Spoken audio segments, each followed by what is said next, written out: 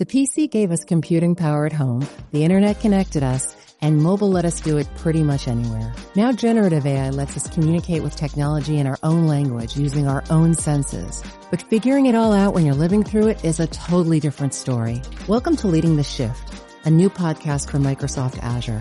I'm your host, Susan Ettlinger. In each episode, leaders will share what they're learning to help you navigate all this change with confidence. Please join us. Listen and subscribe wherever you get your podcasts. Hello, this is Don Bluth, and you're listening to the Animation Addicts podcast with the Rotoscopers.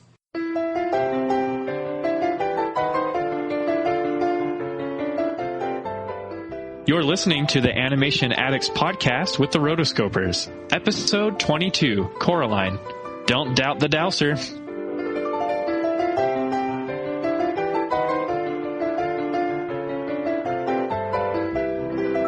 Welcome to the other Animation Addicts podcast with the other Rotoscopers. Disney, DreamWorks, Pixar, Don Bluth, and everything in between. We're your other hosts, Morgan Stradling. And I'm Chelsea Robson. And I'm Mason Smith. Hey guys, how's it going? I'm so happy today. Wow. It's just a great day. It's a Monday, Chelsea. Do you know that? I know. But it's still a great day. It's podcast day. What about you, Mason? Yeah, podcast day. I'm good. Starting another great week and ready to get this episode going. Yeah, me too. I'm really excited. For those of you who don't know and missed our intro, where we mentioned the title of the episode, we're going to be covering Laika's Coraline today, so we have lots of good things to talk about that. But first, in case you guys haven't noticed, we have a name change. We are now known as the Animation Addicts podcast with the Rotoscopers. And this is just kind of give a bit more clarification about what the actual podcast is, who we are, what we're here, what we talk about. So we are addicts to animation. Yay! And our collective name is the Rotoscopers. So we decided we really wanted to keep the Rotoscopers name because we really sort of defined ourselves as that. But the show, this particular show, is going to be called the Animation Addicts Podcast. And who knows, if the Rotoscopers wanted to do a general movies podcast, we could do that. But we're just sticking. Don't be waiting on that one. Yeah. So we're really excited for the Animation Addicts Podcast. Tell your friends. We're still the same show. Nothing will change except for the name, mostly.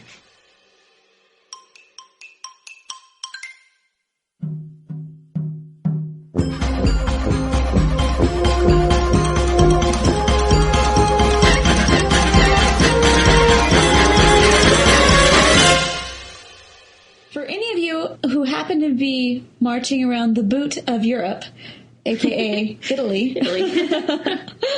Wow, that sounds so unrefined. Unrefined, but Italians are like, another boot reference. The 13th International Computer Graphics Concert is going to be held October 16th through the 19th. It looks really cool. From what we can see on the press release, you've got a lot of directors out there.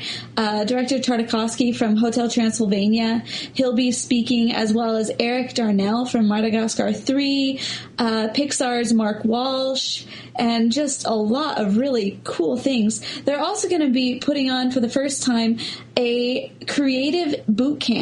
It's like an interactive multi-day workshop for anybody who wants to participate and refine their skills in the computer graphics arena. Mm-hmm. So, yeah, we try to give you news about upcoming conferences and festivals, and so this is one of them. So anyone who's, maybe traveling or lives there, this seems like a fun one. There's a lot of big studios that are represented, so definitely take advantage of it if you're there. Sounds like a blast. I would love to go to Italy. Oh, yeah. Too bad we didn't get free press passes for this. Seriously, and plane tickets.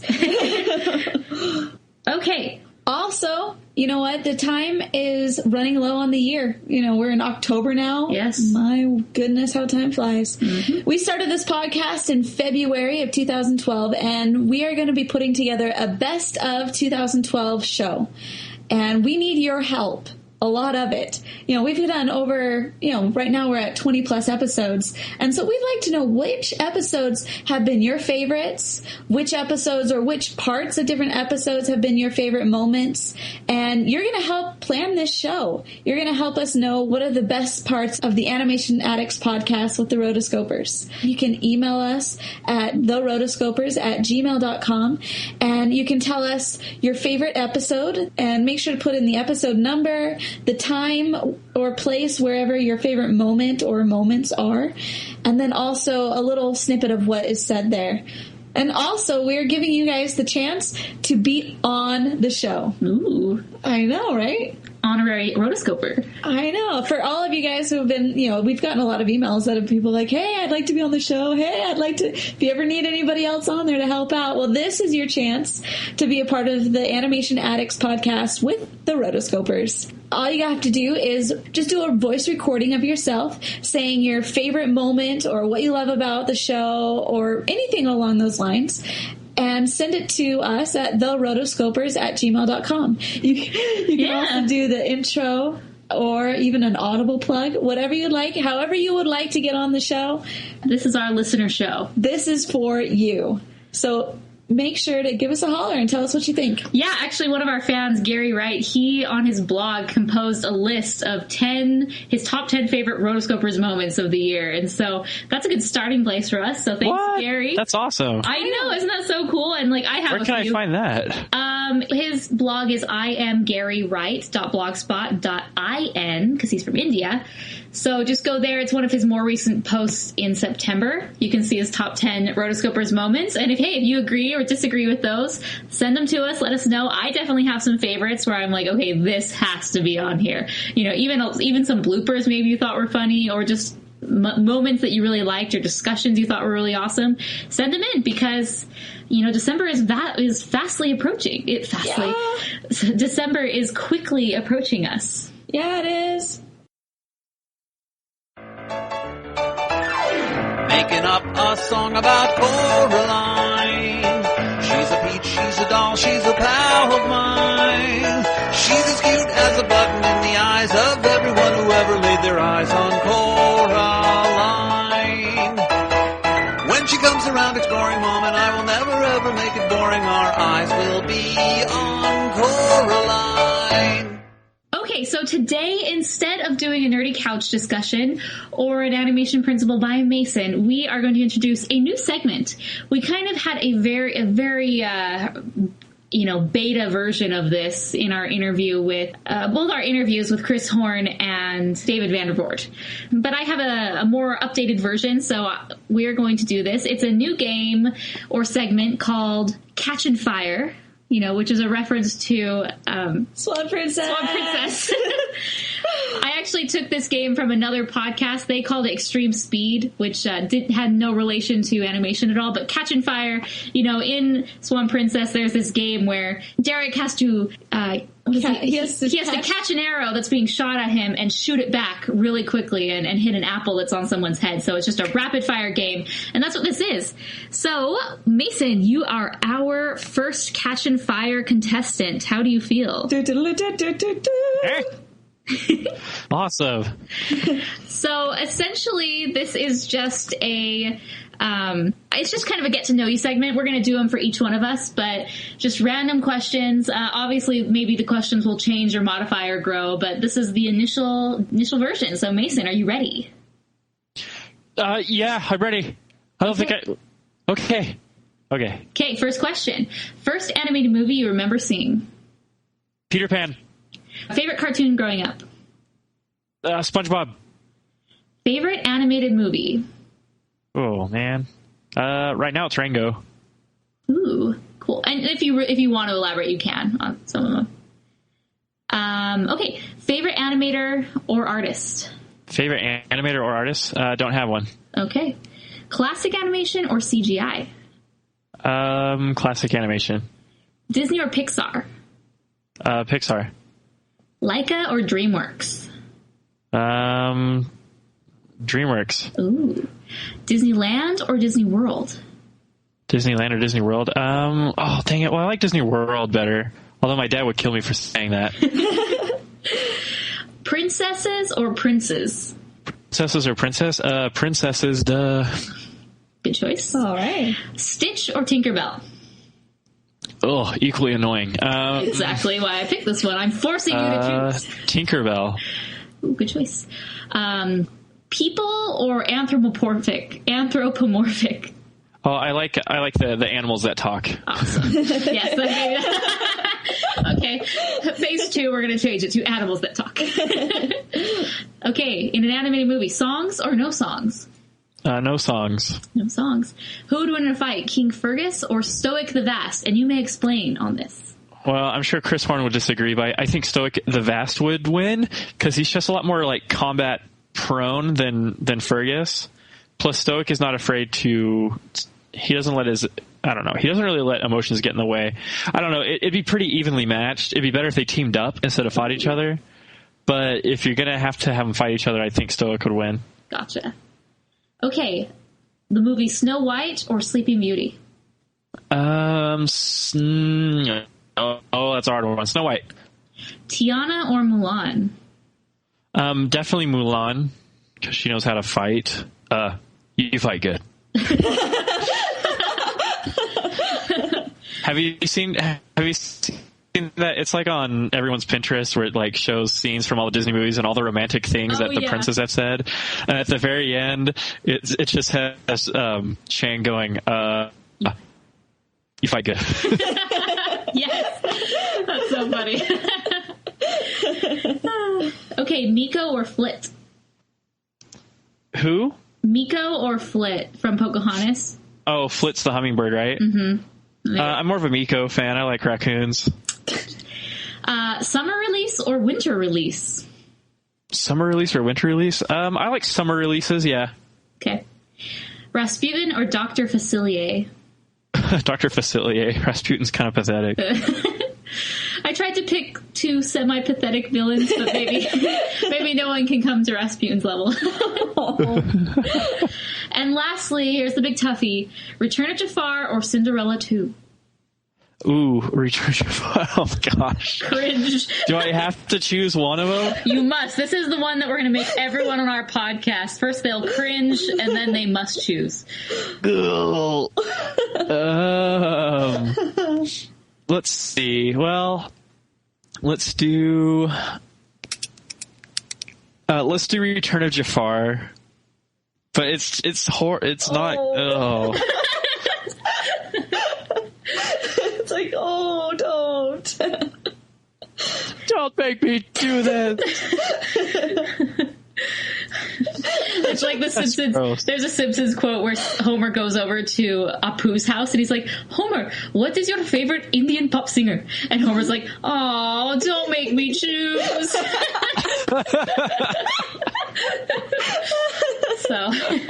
Oh, awesome. Okay, so that is Catchin' Fire. How did you like our very first attempt, everybody? Oh, I liked it. I was really nervous at first. Oh, sorry. I guess I should have prepped you and shown you the questions, but it would have made it less fun. Yeah, this is more fun. So, I liked it a lot. You kind of get an insight about people, and then you force them to pick you. It's kind of like when you're taking a survey, and it's not rated 1 through 5. It's just 1 through 4. So you can never pick a middle ground. Yeah, it's true. I'm like, oh, but I don't want to choose. But that's what we make you do. Rotoscopers make people choose. So we will add to this. We will, maybe get rid of some of the questions, add better ones, different ones, more. If you have any questions, I'm afraid, but do it.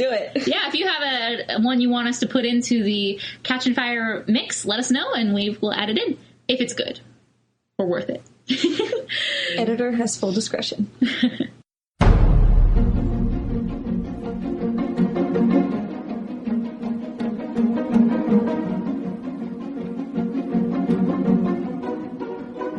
Hey, so pop quiz, what month is it? It's October. It is October. It is going, well, yeah, it is definitely October. And what do we celebrate in October, ladies? Fall? National Grandparents' Day? Oh my gosh, get out of here. Come on, what do we celebrate that's fun in October? Halloween! Take it away, Mason, since October is your month. Dude, I love October.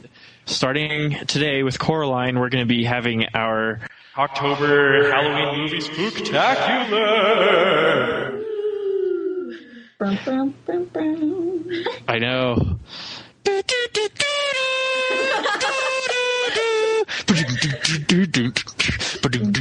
So, you know what we should do? We should just do a video of us doing Thriller. That's scary enough. I know, that would be scary enough. So yeah, I'm super excited about this. And like I said, we're gonna start with Coraline. Hopefully get to do more awesome Halloween movies for this month. So strap yourselves in, boys. It's gonna be awesome.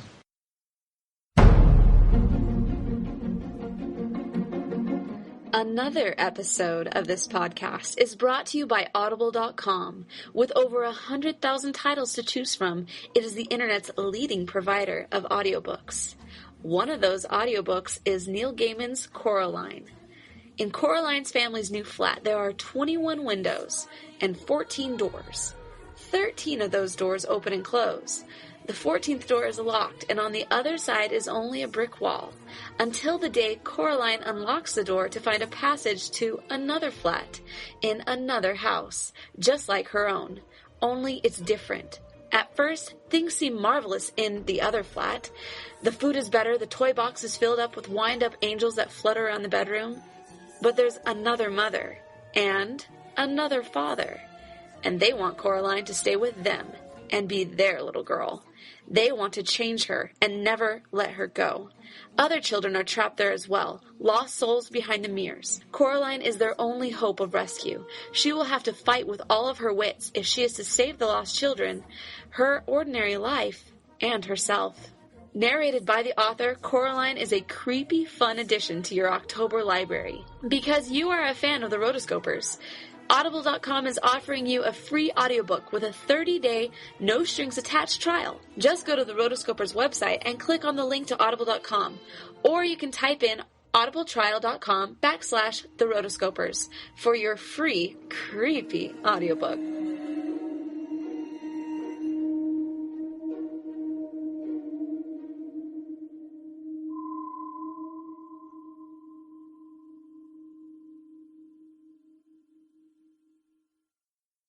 Today, our first spooky movie we are covering is Laika Studios' Coraline. This was released February 6, 2009, and directed by Henry Selick, who also has gone on to direct other things. He's very much known for his stop-motion animation. He worked on some Burton things in the past, but very good director. Like we said, it's directed by Laika, and I'm just going to give you a little mini studio highlight because, yeah, we've kind of talked about Paranorman, but we haven't really talked about the studio. So Laika is an animation studio that produces features and shorts, but the key characteristic is they're not CGI, they're not hand-drawn, is that they are stop motion. And, so they kind of started, their very first film was in 2009, which is Coraline. They've done commercials and other sort of short things before that. But Coraline was really like their big debut into the feature film. And then Paranorman was the next one right after that. So Laika is currently in production at the Hillsboro studio in Oregon. It used to be a studio called Will Vinton Studios in the late 1990s. They did a lot of commercials and stop motion stuff, but they kind of needed more funding. They were bought by Phil Knight, who used to be one of the CEOs and the management team at Nike. So he kind of went on, and then eventually this studio formed into Laika as we know it today. So he's at the head of the studio. His son actually started as an animator there and now kind of has taken on bigger roles. They actually have two things, and this is what I didn't know. I was always confused about what Laika and Laika /House is. And so Laika Entertainment is kind of their feature film section, and Laika House is for like its commercial work. So that's kind of the difference between the two things. So music videos, advertisements, okay, that's what Laika House does. So now you know. They did have another film in the works, which was called Jack and Ben's Animated Adventure, but that, got cut, and there was a significant amount of layoffs in 2008, and yes, I remember 2008. It was not that good of a year. So I feel you guys who got cut from that film. But yeah, really with Coraline, they kind of made a splash and became very successful and were able to, keep going. And then they, did Paranorman. So they've stuck with the theme of kind of making these spookier stop motion films. But yeah, so that's just my little intro into Laika and who they are. They're, an up and coming studio that has a lot of potential. Yeah. And I like all their work. Yeah, totally. I think something that tripped me up is that they advertise this film as being by the creator of Nightmare Before Christmas. And I was like, okay, sweet, Tim Burton. But it's not actually Tim Burton. With Nightmare Before Christmas, Tim Burton produced and co-wrote it. And so, so this is Henry Selick. And I was super pleased with it. I was expecting Tim Burton, and I got something completely different. And so, yeah, you're absolutely right, Morgan. This movie really made a splash, and Laika is definitely one of those up-and-comers.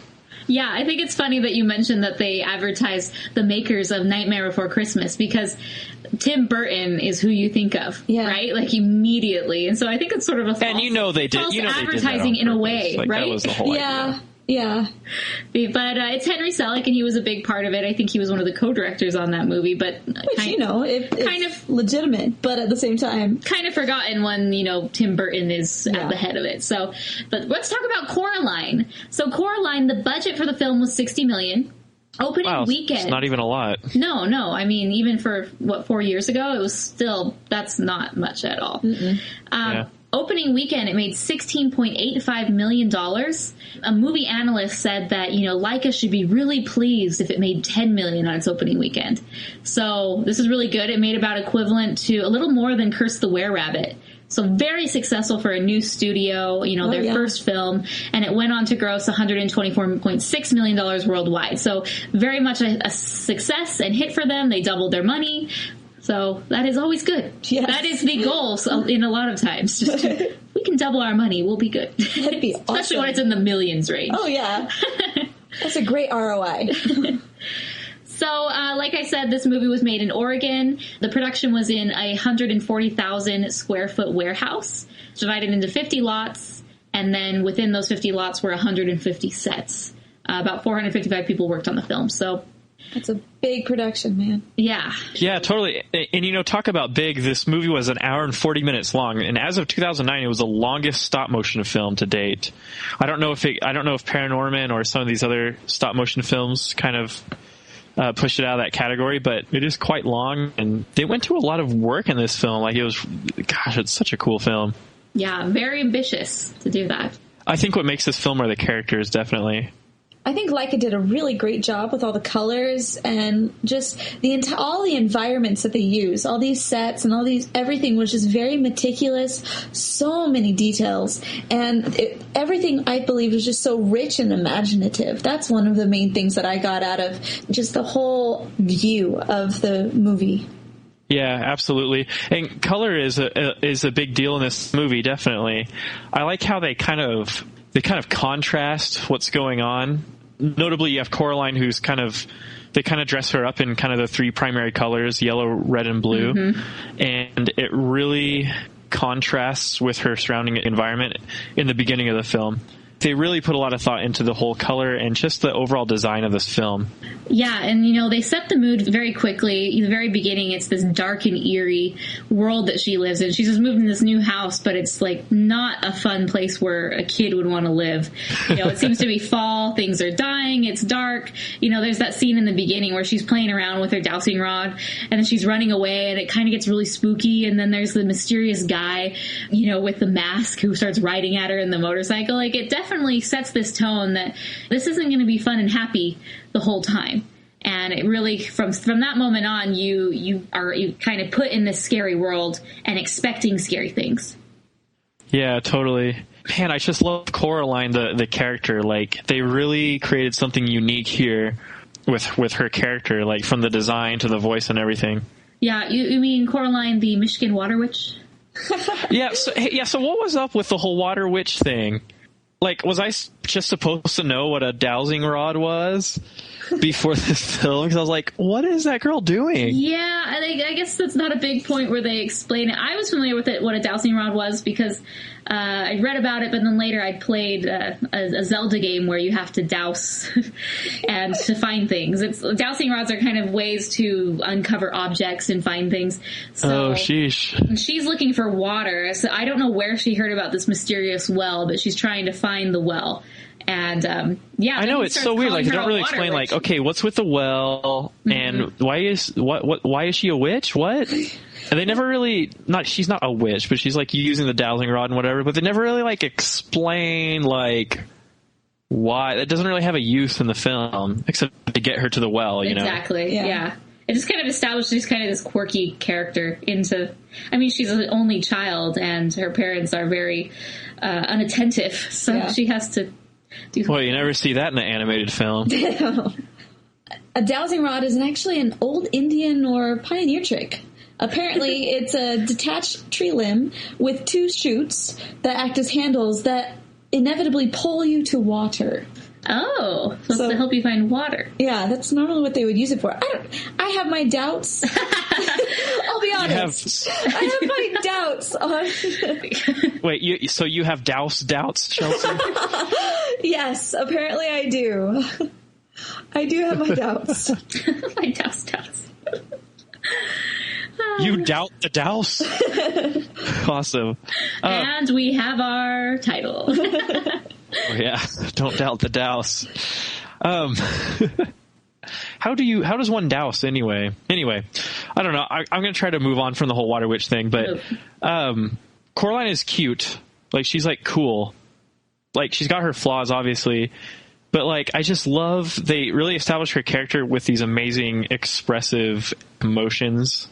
The whole animation for her is so well done. It's not like in the first Wallace and Gromit movie short where Wallace is basically like a talking head, you know?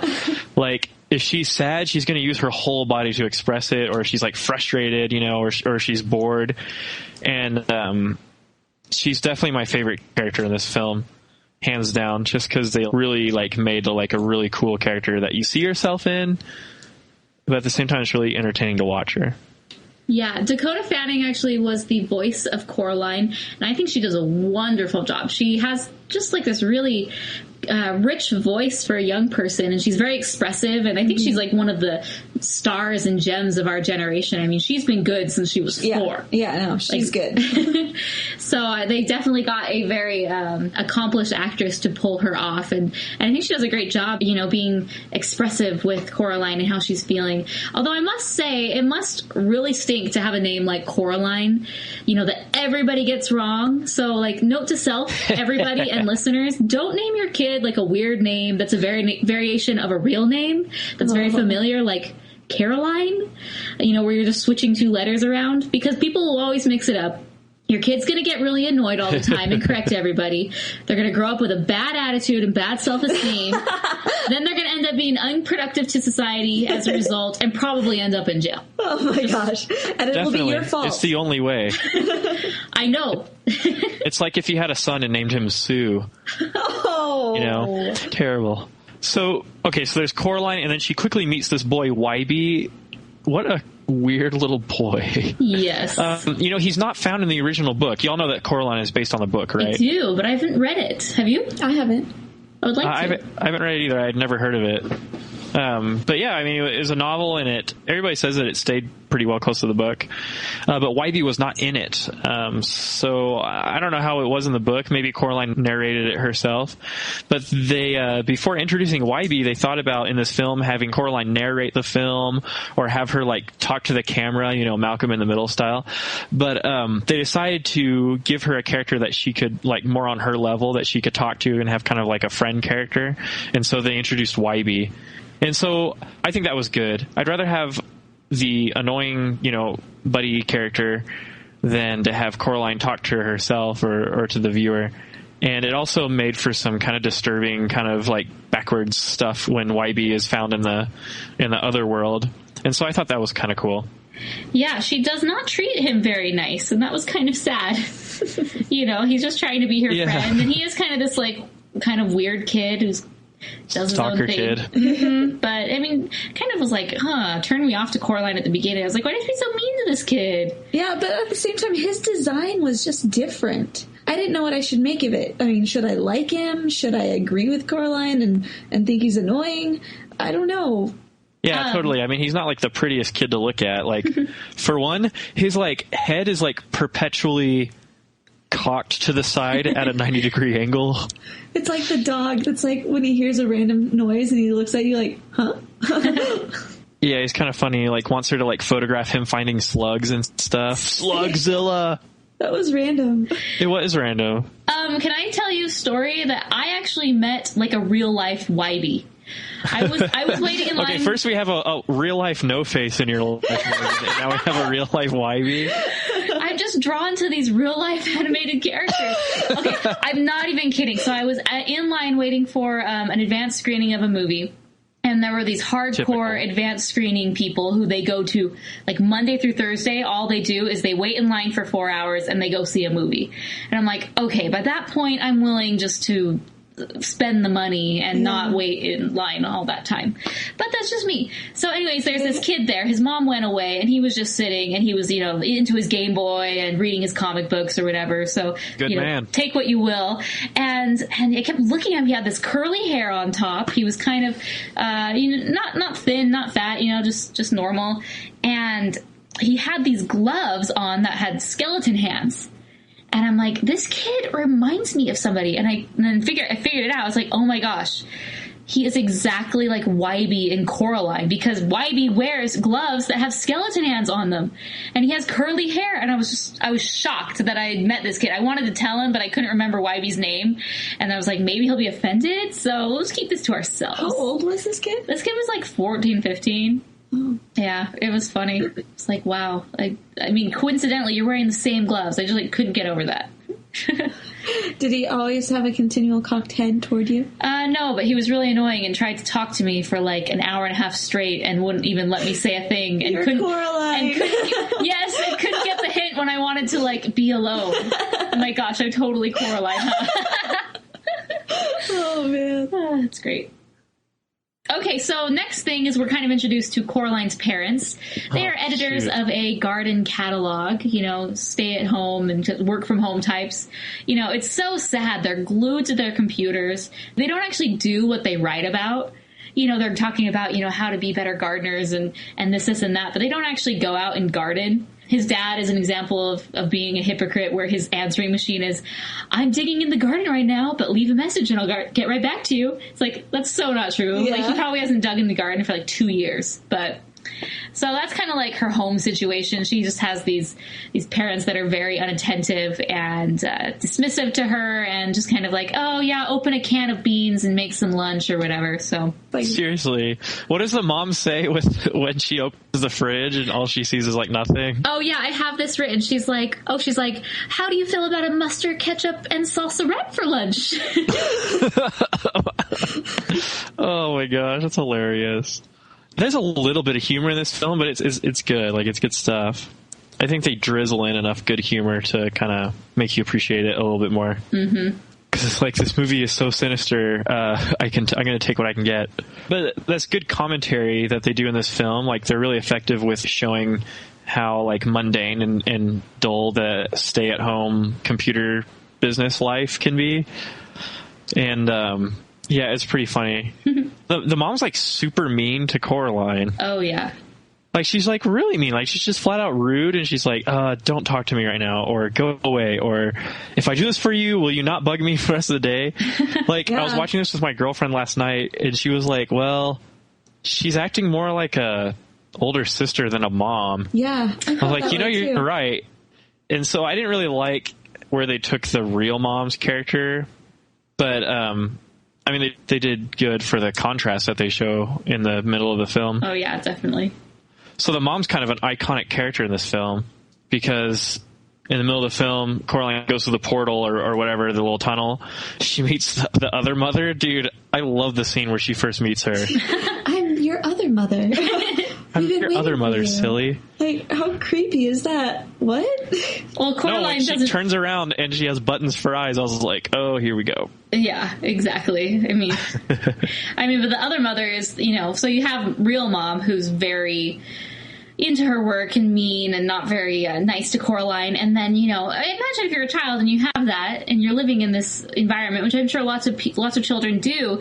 And then you go into this alternate reality And there's this perfect mom, you know, this mom was kind of very sexy in a way with her perfect hair and her little mole and her red lipstick.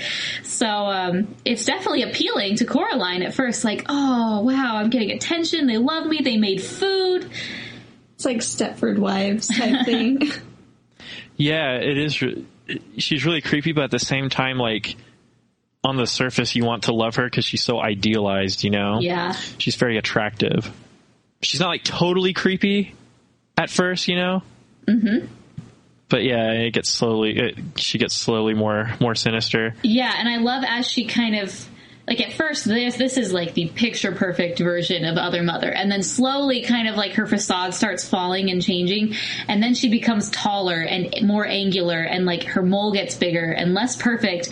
And then she just gets really mean and sinister. Yeah. You know, which is to kind of prove like this fantasy world can't last forever. And it's actually not as good as it seems. So yeah, totally. We'll talk about that in a little bit. But let's move on to the dad. You know, the guy looks kind of funny. Yeah. Like, I saw him for the first time, I was like, what? He's got these, like, kind of puppet-like movements. Even in the real world, you know, his, like, head is, like, it, like, swings around and, like, looks at her. And, I just like that goofy song that he sings for Coraline when he's serving her dinner, like, in the real world. I love that part. It's really funny.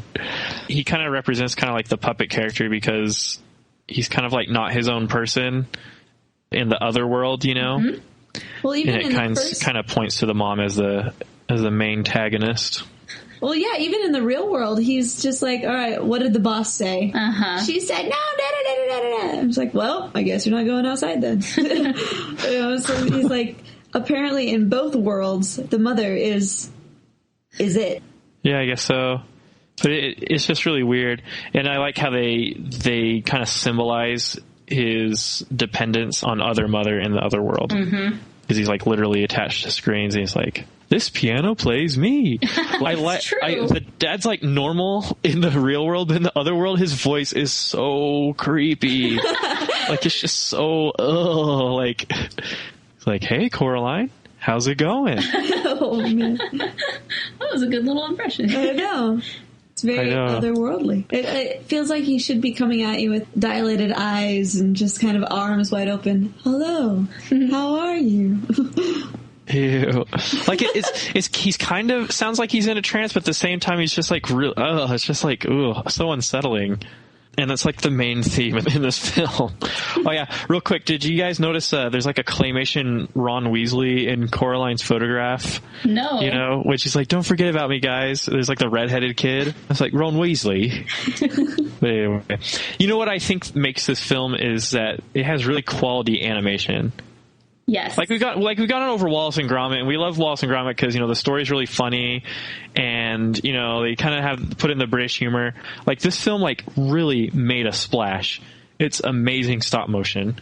First of all, I first saw this film last night. I will admit I was skeptical at first because I don't necessarily like Tim Burton and I didn't want to watch it for that.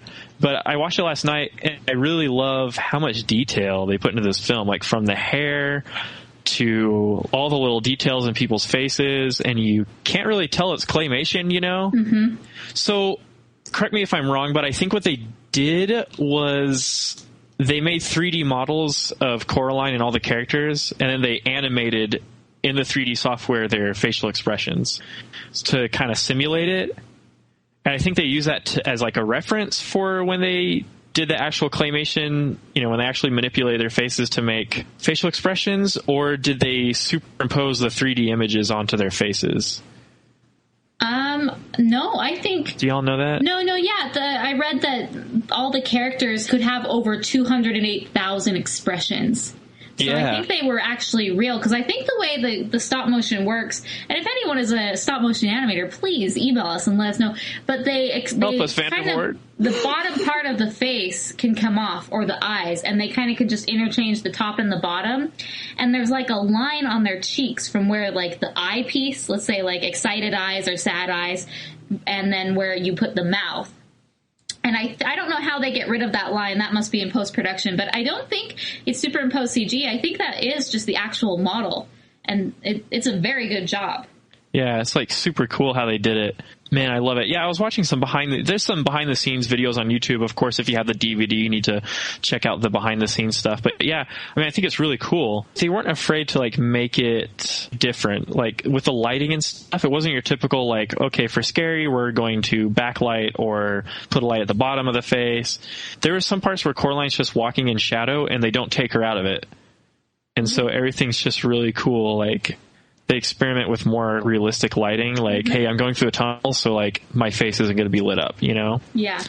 And so, I mean, maybe it's just the animator in me, but I just noticed that they definitely like branched out and made this film really unique looking. Like, there's some part that's just spectacular, like the mice, you know, the jumping mice doing their little circus, and all the freaking Scottish dogs. There's like what, like over 290 or 250 in that one scene, and just a lot of scale and a lot of like synchronized and choreography and stuff. I just thought this film took stop motion to the max. Seriously. Yeah, even the last couple of stop motion films that I've seen, I think the ones that I've seen of Laika have been the most captivating for me.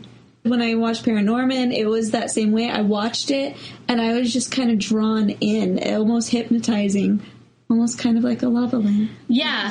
Laika does a really good job with creating... I'm not very articulate when it comes to explaining the differences between, let's say, Aardman's stop motion and Laika's. Like, I know it's different, and I know there's something different about Laika's that's really beautiful. Maybe it's the way they... I don't know. I can't even explain it, but there is something about it that just kind of grabs you and makes you want to keep watching and get sucked in. So it's great. So I have a little side tangent. This is just relating to Laika in general. I mean, was Laika able to recreate Coraline's success with Paranorman? Because we've obviously all of us kind of really like Coraline, but you think they were able to recreate that? I think definitely, Laika has had a really good following because of Coraline. Mm-hmm. They developed a huge following because of it. And, even us at the website, we had a lot of responses from the contest that we did. I don't know. Yeah, well, I guess time will tell. Yeah. I mean, I think if I were to pick my favorite, I would pick Coraline over Paranorman right now. Yeah, but I think there is a consensus out there where a lot of people like Paranorman better. So, I don't know. We shall see. Okay, first impression of Coraline. We've seen Nightmare Before Christmas, and we've seen, like, Tim Burton, and we've seen, like, other stuff that's Haunted Mansion, fun, scary.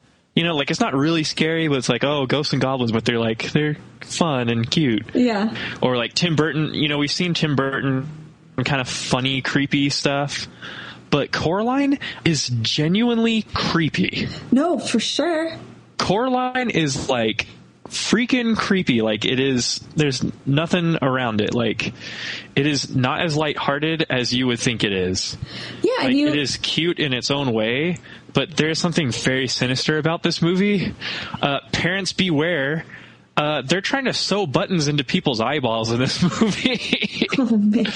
I'm telling you, man, like a kid's mouth gets sewn into a perpetual smile, and it's nuts. Like, this film, like, has some serious issues with creepiness. Yeah. I love it, but I feel sad for the parents who took their kids to this movie in the theaters.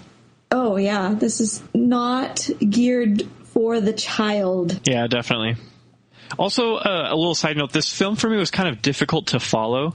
Like, the first couple of scenes I was kind of lost because I couldn't figure out, like, the Water Witch thing, and I didn't quite understand what was going on. Like, they kind of rushed through the whole moving process, but I didn't know if Coraline was, like, familiar with this place or anything. I don't know what she was doing with the whole well thing.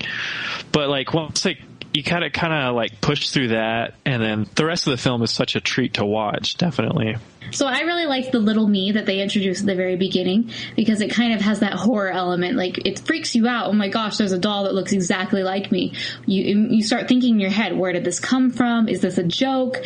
What does this have to do with this? And you learn very quickly that, it came from the other mother. She used dolls like this in the past to, spy on kids who are very unhappy with their life and to lure them in so she can take their eyes, which is a very morbid concept of itself. Yeah, but, dude. The fact that it's presented so innocently as a doll, which, I mean, some may disagree. People who have fears of dolls and stuff find them not innocent. But to me, it's a kind of a very innocent thing. Like, oh, look, your friend brought this for you. And, she's like, a little me? Oh. Did y'all catch what was going on in the opening scene? So, for one, I loved it. I was like, ew, creepy mechanical hands that are making dolls. But the doll floating into the window at the beginning was Wybie's grandma's lost sister's little me. Did you follow me on that? Oh, I did not catch that. I didn't catch that. Yeah, and then she takes the doll and she changes it to look like Coraline. Oh, so now we know who her previous victim was. Isn't that nuts? Well, the previous victim, it's shown she's one of the 3 ghost children. Yeah. Interesting. Yeah. But even then, like, to bring it in at such an early moment, you're just like, what? I know. You have to have been paying attention at the very beginning, and then as you're thinking in the movie, you're like, oh my gosh, in the opening scene, that's what that was. So it kind of makes you think back on earlier moments. Yeah, totally. I love stuff like that, where they show you something at the beginning that you don't understand until the end. Previously on Lost. Anyway. Oh, so, let's talk about the obvious. We've mentioned it a little bit, but the juxtaposition between Coraline's real life and her other life. Major difference, gravy train. Oh my gosh. I love that part. I want one. Guys, She's like, here comes the gravy train. It's so funny. I like the camera zoom where it zooms through the tunnel and stuff. Mm-hmm. They did a lot of really cool things with zoom on this one. That's something I noticed. I'm always fascinated with how they do a zoom shot. Do they do it digitally in post-production? Because with stop motion, it's not like you can just zoom in with the camera, I don't think they do. They went in and through it. Yeah, well, there's that where the camera appears to follow the train through the little chicken tunnel or whatever they've got going on. Yeah. But, shots where the camera's zooming in and out or that the camera's panning and stuff. Do they do all that in post-production with stop motion? You are asking a non-animator. I know, right? Well, we should be asking you. I guess I'm just asking myself, but I think that's how they do it, because you can't just, unless you stop everything, you can't just zoom in with the camera. Yeah, totally. So I think it's all digital. One of the scenes that I thought was really cool is toward the beginning of the film, they had her coming down the stairs of her house, and the camera was behind a bush and kind of followed her through the bush, but you could still see her pass by. And it was just the different angles that they used. I was amazed at how they did that, and I'm just thinking, how did you do that? Yeah. I thought that this film had made really good choices in the music. It added a lot to the intrigue. Yeah, I loved the very carefree parts where Coraline is left to wander and explore her new house. That part's really awesome. And, it's kind of this harp music that's just kind of plucking away, it reminds you of a music box. And I loved the Coraline song that the fake dad sings. The other father. Dude, it's been stuck in my head all day. Oh, that is such a good song. Lyrics, it's cute as a button in the eyes of everyone who ever laid their eyes on Coraline. Coraline. This movie has so many lyrics and lines that are just have double meanings, where it sounds very innocent and fun on the outside, but on the inside, it's really, especially the other parents, the other parents, they have, everything that they say seems to be laced with this more sinister meaning. Well, it's soupy sweet. It just kind of goes into every crevice that they can to really try and bring her in. Because you think about it, this girl, in her mind, she is being totally cast aside. And so she's wanting to feel like there's somebody wanting her there. And for her to walk in and to have somebody write a song for you, that's pretty cool. You wrote me a song? That's awesome. So it's just, like you said, it's just laced with those double meanings. It's just oh, that's a little too much. Yeah, I like that song. I didn't realize it was supposed to be some sort of foreshadowing until I looked on the internet, and then I was like, well, yeah, it kind of makes sense. Oh, yeah. I would like that was the band They May Be Giants. Really? they were supposed to do like 10 songs for this film, and they did. They recorded them and everything, but when they changed the mood of the film to be more sinister, and so they didn't have places for these songs that they recorded. Yeah, these upbeat things. Very interesting. I thought the music was really sweet. Like it's cute and playful at first when she's like, it's more focused on Coraline, but there's some really kind of like really dark, like ambient tracks that are just like really unsettling and like creepy. But it makes for a very unique sound.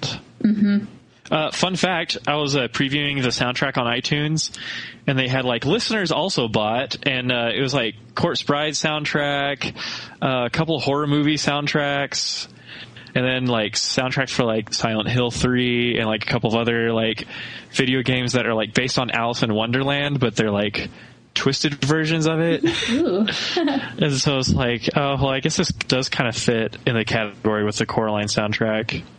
Just kind of real like surreal kind of scary stuff. Definitely. I gotta confess something. I'm actually listening to the soundtrack on Groove Shark right now while we're recording. Really? So you have your own internal soundtrack that we can't hear, huh? Yeah. It's awesome. I mean, it helps me get in like the Coraline mood, you know. Yeah. So sharp, you won't feel a thing. Oh no. So let's go to the Pink Palace. That's kind of another. So there's the other world, there's Coraline's real world, and then then on top of that, there's this Pink Palace, which plays a role. Yeah, definitely. It really looks like a 150-year-old house, and I thought they did a great job with that. So good job, Laika. Mm-hmm. Yeah, it just kind of makes you realize you see things on the outside, and then when you go in, because you see, the way that Coraline's parents have decorated or lack thereof, and then when she goes into those two old hags, and you kind of become enveloped in their world. It's all about their Scotty dogs, and it's just the way they've decorated creates this mood. It's just kind of got me thinking about, wow, you don't really know what people's living conditions are, and all the things that just decorations can do can really change it, because I felt like I was in just a different era kind of when I went to their house. Yeah, and it was cool how in the other world it's the same house and it's the same rooms and the same characters. It's just the decorations and like the lighting and the colors they use. Everything just seems much more warm and happy and more inviting and loving. So they did a really good job with that. Mm-hmm. And I mean, this is just how the film is designed. But the more time you spend with Coraline in this other world, like you see some really cool stuff, but at the same time, it's got like this crazy side to it too. Like the garden scene was extremely trippy. Like I was like, oh, okay, so this is the drug part of the film. We've got like singing, dancing snapdragons, and all of a sudden the dad shows up on a mechanical praying mantis. So what did y'all think of Babinski? And his mice and circus. His little micey circus. That was creepy. I'm thinking, I'm not afraid of mice at all, but I think that they should stay away from my house. And, people who would just invite them in kind of creep me out. So that, I didn't particularly mesh really well with Babinski, but, I can have respect for him as, he does his thing, and I'll let him do that. So I looked online, and Babinski apparently has a medal, and you can see the medal. But what the medal is apparently it's for serving in the cleanup operation at Chernobyl. Oh no! Yeah, so that probably explains like his skin color and strange behavior. Yeah, that I was totally does. really wondering why he had this kind of like wax blue color to his skin. Oh jeez! Everyone else is kind of normal looking, but Babinski is just like totally out there. Yeah, he had a little mishap there, I'm sure, with some extra toxic waste that just happened to be lying around. I really agree with Chelsea though. The mice, they were like cute, but at the same time they were really creepy. So I couldn't like tell how I was supposed to feel about it. Yeah. It was just really cute and like quirky. But I thought the music was awesome. It's just like this really weird, like kind of dark sounding circus music, and little mice like blowing the little horn and stuff. It's weird. Okay, so within that, there's the circus/theater scene. I guess there's two. We talked about Babinski's and his circus. Now then there's the theater, and this is in the other world, right? Yeah, the other world. Yeah, this scene was kind of interesting. First of all, Scotty Dog Bat creatures. Yeah, that was Wasn't weird. expecting that. That's later on in the film, but then in this part, it's like, I think they modeled like 250 little Scotty dogs for the theater, the stage show. And that's pretty cool. Like, I like how they all kind of move and like have their own personality independently, So that's pretty good animation there. Okay, can I rant for a moment?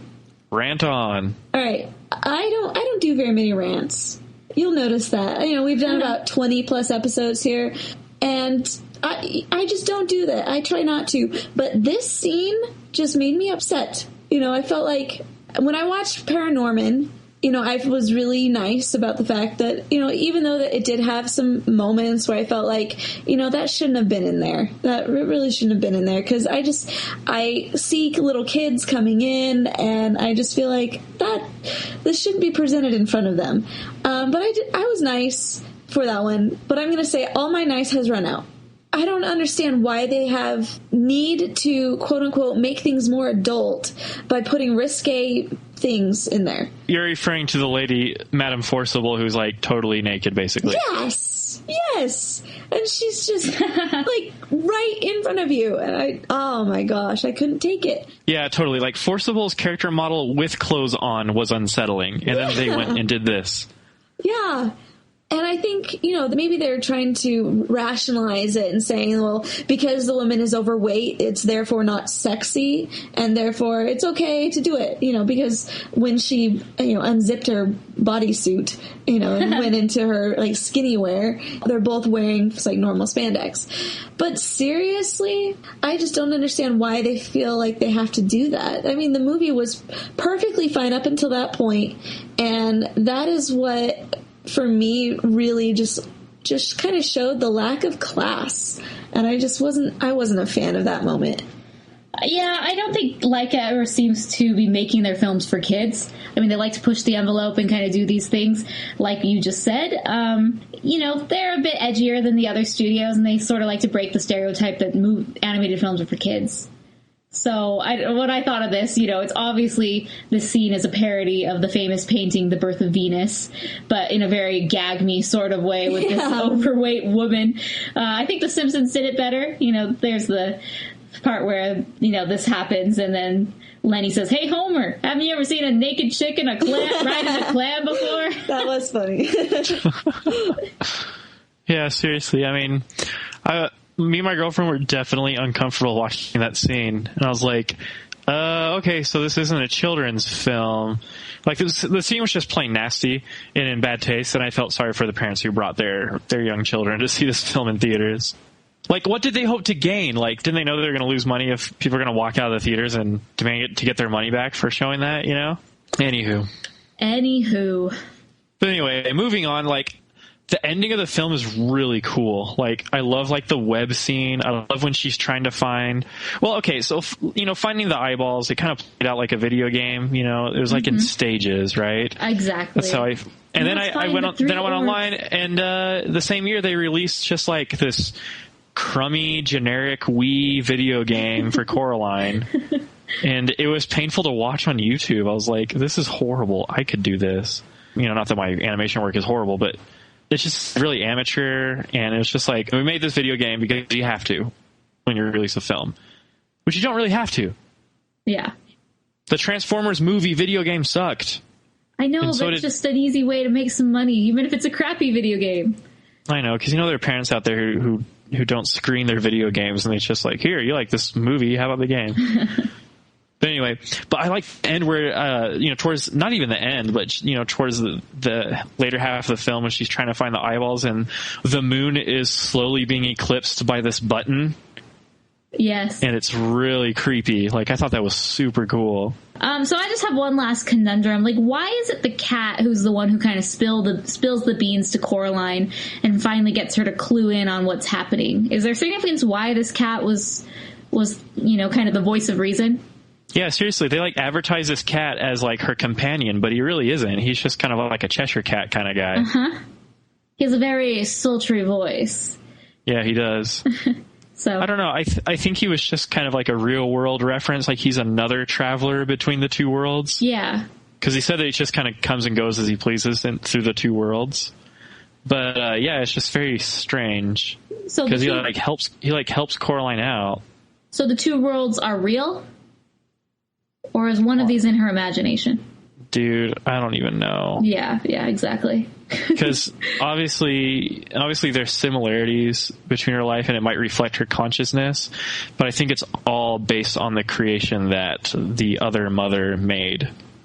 You know, because she's been spying on Coraline through the doll. So I don't know, it's just kind of this weird thing. Because the whole thing with Alice in Wonderland is that, you know, and Coraline has been compared to Alice a lot, you know, this kind of surreal alternate reality that she gets thrust into. Alice in Wonderland, you know, Wonderland is just Alice's imagination. Mm-hmm. And it's just people from her real world, you know, who are turned into these kind of grotesque things that kind of help her figure things out. That's because Alice is nuts, you know. For anyone who's played American McGee's Alice, you know, the computer game or the sequel that came out on PlayStation 3, I believe, she's like nuts. Like I think she burned her house down and she's like trying to work through everything. That's why she made up, I don't know, there's all these kind of weird kind of Alice in Wonderland theories out there, but I think the other world is real. And I have a theory about this movie that we'll talk about later that might shed some light on that. One thing that I noticed in Paranorman, it was very blatant, the theme of that movie. You know, at the very end, you know, the climax, you know, they kind of just throw it at you.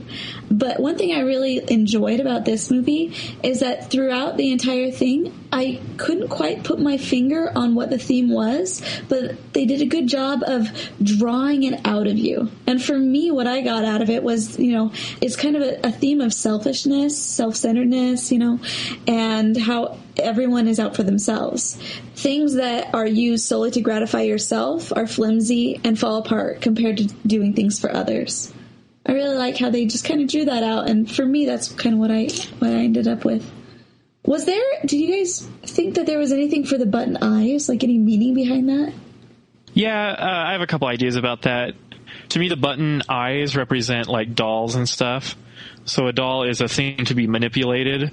It kind of represents that whatever evil is controlling that other world, it is absorbing other people to use them as her pawns and like slaves. I like that. And so I know other mother / Beldem or whatever her name is in control, but she might not be the ultimate personification or form of that evil, you know? Yeah. And so the dolls and the fact they want, you know, have Coraline conform to that, you know, it shows that they want her to give up her freedom, you know, or her agency, if you will, and kind of give all that up and kind of submit to this control. Yeah, the theme of sewing and buttons definitely is throughout the whole film. I like that comparison, how you're talking about how it's from turning them from a living, breathing thing to a doll and an inanimate object. So, cool. Totally, because look how Other Father is like her puppet, and it becomes more obvious, you know, totally obvious in the last half of the film. Yeah. And then you've got this kind of web, you know, spinning motif. You know, it's a great symbol of deceit, you know, the spider. Mm-hmm. And Other Mother becomes more, you know, arachnid-like towards the end of the film. And, you know, it becomes more obvious when she turns into this spider monster and stuff. So it's definitely that theme of, like, the sewing and the buttons and that kind of, like, that life where you want everything to be perfect through selfishness, and it just doesn't work. Cool. Definitely. I also noticed there's kind of like a little bit of pride thing going on with Coraline, because she definitely does not want to adjust her surroundings. Like, she kind of does, but she's still kind of pouting. Kind of like, what is her name? Ishiro? Oh, yeah. In Spirited Away. Yeah. And, you know, she'll always be at odds with her neighbors and her surrounding people until she reaches out to them. And when she throws the garden party at the end, you know, she's kind of accepting and accepted by everyone else. Yeah. So I think there's kind of that relationship, too. Yeah, I've got a lot of similarities on our discussion from Spirited Away to kind of what our discussion is about here as well. As I was thinking through about my thoughts on the movie, that's kind of one of the movies that really came to my mind is a lot of the similarities from Spirited Away. Yeah, seriously. Okay, so anyway, I got this theory about the movie. Do you guys want to hear something really freaky that I figured out? Yes. I think I figured out. Okay, so they zoom out, and, you know, she's at the garden party, and everything's okay now. But is it really a happy ending? I think it might not be. Listen up. So a few details from the end of the film actually causes me to believe that things are not as they seem at the film's, you know, ending, if you will. So the garden in the other world is in the shape of Coraline's face, right? Uh-huh. In the last scene, they zoom out. It's actually more in the shape of Other Mother's face. Really? Yeah. I didn't notice that. I was like, oh, it's Coraline at the end. And then I looked online, and it's apparently Other Mother's face and not Coraline's. Huh. And then there's the part at the end of the movie where you see the moon and there's clouds moving away from the moon. And the clouds are in the shapes of Beldam or Other Mother's hands. You know, those spidery mechanical hands? Yeah. Okay, number 3, the cat also still has his, like, weird, like, teleportation powers.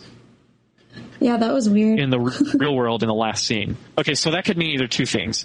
Either the physics of the other world have creeped into the real world, or the cat was magical all along, and he's this kind of like dimensional traveler.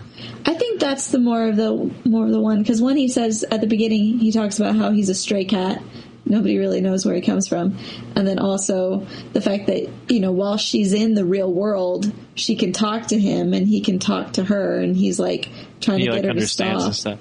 Yeah. Well, yeah, like remember as she's leaving, trying to get rid of the key, the cat like runs in front of her and was like, no, don't do it. And you're just thinking, what? Like, I wonder if he's trying to tell us something of like, you know, something else is going to come. Yeah, totally. So she gets attacked by the Other Mother's hand, you know, spider thing that breaks into the real world. And she throws it along with the key to the door down the well, right? Right. So that was just so unsettling to me. Like, I wasn't satisfied with that ending. So it's like, okay, you threw it down a well. Like, well, they never explained the well either. They never explained the well either, except that it's supposed to be really deep. What's stopping the hand from just crawling back up with the key? It makes me want to think that all that just made it easier for the hand to go back to the other world, and thus let Other Mother invade the real world. So the ending might not be as hunky-dory as we think, but they didn't really make it obvious, so I guess it's just an unofficial theory. No, I'll take that. One of Mason's many. This is just one of my theories, but what do y'all think about that? I agree that they definitely left it very creepy at the end. Like they started it out creepy and they're going to end it creepy. Like it's just, they're never going to let go of the thriller. Anyone have some last minute quotes they want to throw out there? I do. One of my favorite was "What's shaking, baby?" That one was good. But also, right when she meets Wybie, he's like, so let me guess, you're from Texas or Utah? Somewhere dried out and barren. You think Arizona would be the very obvious choice for that. You would think so, yeah. But instead, it's all over Mason. Sorry. I like the part she says, and I don't like being stalked, not by psycho nerds and their cats. Anyways, those are just a few quotes. We also, before we recorded, we tweeted and Facebooked and tumbled a listener question. And the listener question was, on a scale of 1 to 10, how do you rate Coraline on the creepiness scale and why? And so here's a few of the responses we got.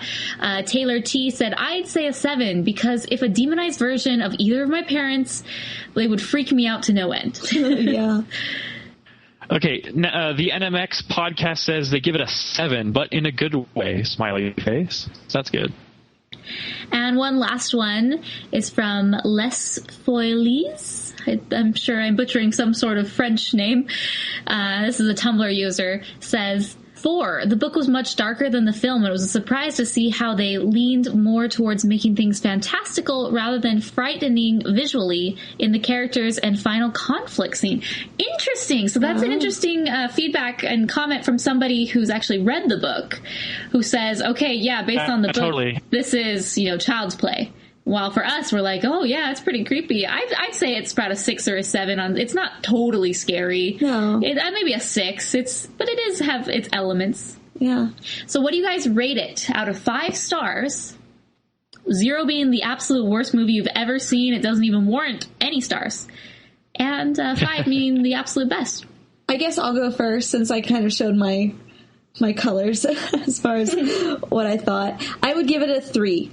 And mostly just because of that one scene. If they would have taken that scene out, it probably would have jumped up to at least a 3.5, maybe even possibly a 4. Ooh. But, that scene really just pushed my buttons the wrong way. And, but otherwise, it's got some really great themes. I enjoyed the movie other than that. Yeah. I wish I could, totally forgive the movie for that, totally disgusting Birth of Venus scene. But, so I'm going to give it a 4-star rating, but only for adult audiences. I don't want to make it sound like this adult movie, but, kids should not watch this film. Maybe older teenagers and beyond, but, I can't overlook the fact that this film is just totally unique. It has crazy cool music and amazing visuals. And it's just really good, scary, creepy entertainment. So, I give it a 4-star rating.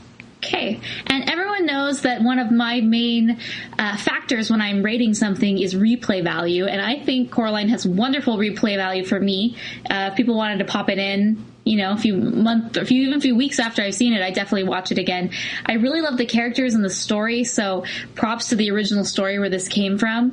And Coraline is a fun, quirky character, and then it just takes you into this new world, which we hadn't really seen before in any other movie or film, where, buttons being sewn into eyes and these other parents, and I just think it's just so fantastical, I guess, in a way, and semi-creepy.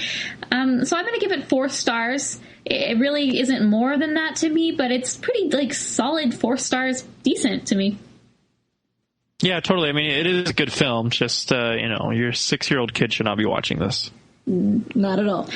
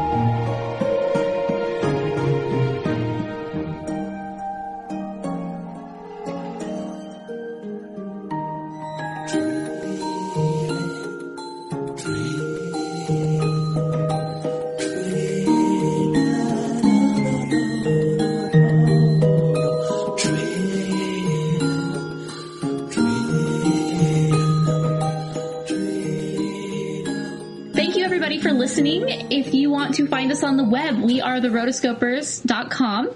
So you can also find us on Twitter, Facebook, and Tumblr, also Instagram. So just type in the Rotoscopers at either of those places. You'll find us. You can find me, Morgan Stradling, at Twitter, Morgan Stradling. You can find Chelsea on Twitter, Chelsea Robson, and you can also find her at Facebook.com/This Is Chelsea Robson. And lastly, Mason, you can find him on his blog, his wonderful blog. He just had an interview with one of the animators on Beauty and the Beast. And his blog is thisanimatedlife.blogspot.com. So thanks again, everybody, for your support, for your emails, for your tweets. We love interacting with our fans and kind of creating this little community of Rotoscopers. I mean, everyone is honorary Rotoscopers to us. And yeah. Thanks again, you guys. Make sure to check us out. This is the Animation Addicts Podcast, and we are the Rotoscopers.